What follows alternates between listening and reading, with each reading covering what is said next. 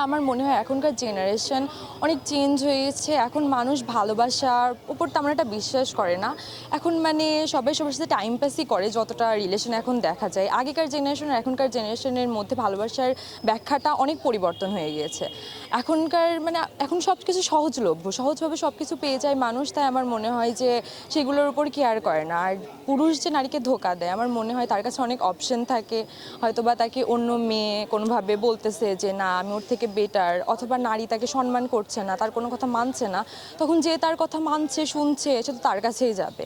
আর নারীর ক্ষেত্রেও সেম, যখন আমি দেখি যে একটা ছেলে আমার পেছনে এফোর্ট দিচ্ছে না, আমার কথা শুনছে না, আমার কেয়ার করছে না, তখন সে যেই ছেলে কেয়ার করে তার কাছেই তো যাবে। এই কারণেই মোটামুটি সব রিলেশনে এখন ব্রেকআপ হয়ে যাচ্ছে অথবা ডিভোর্সও হয়ে যাচ্ছে এই কারণে, আমার তাই মনে হয়। আসলে সংসার যখন বিচ্ছেদ হয়ে যায় আমার মনে হয় সবচাইতে বেশি প্রভাব পড়ে একটা নারীর ওপরই।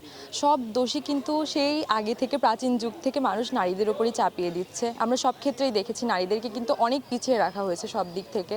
তো সংসার ভেঙে গেলেও সব দোষ নারীর ওপর থাকে। একটা ডিভোর্সি ছেলের বিয়ে হতে কিন্তু তেমন একটা কষ্ট হয় না, কিন্তু একটা ডিভোর্সি মেয়ের বিয়ে হতে কিন্তু অনেক কষ্ট হয়। আপনারা দেখেই থাকবেন একটা ডিভোর্সি মেয়েকে সবাই বলে না ডিভোর্স হয়েছে, ও সংসার করতে পারেনি, ও নেক্সট টাইমে কখনো সংসার করতে পারবে না।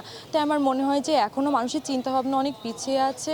আর মেয়েদের ক্ষেত্রে বিশেষ করে মেয়েদের, ডিভোর্সি মেয়েদের মানুষ খুবই অসম্মানের চোখে দেখে, কেউই সম্মান করতে চায় না। তাদের সেকেন্ড ম্যারেজ হতেও অনেক সমস্যা হয়। ইভেন শ্বশুরবাড়ি যেও স্বামী, শাশুড়ি, শ্বশুর তাদের অনেক কথা শোনে যে তুমি তো এর আগে সংসার কখনো করতে পারোনি, এইবারও হয়তো বা তুমি পারবা না, এই কারণেই তুমি এমন। তাই আমার মনে হয় যে মেয়েদের উপরেই বেশি প্রভাব পড়ে ডিভোর্সের। মেয়েরা নিজের হাজব্যান্ডের পাশে পছন্দের মানুষের পাশে কাউকে সহ্য করতে পারে না। তারা চায় যে তারাই মানে তাদের হাজব্যান্ডের সমস্ত মন জুড়ে সব জায়গাতে তারাই থাকবে।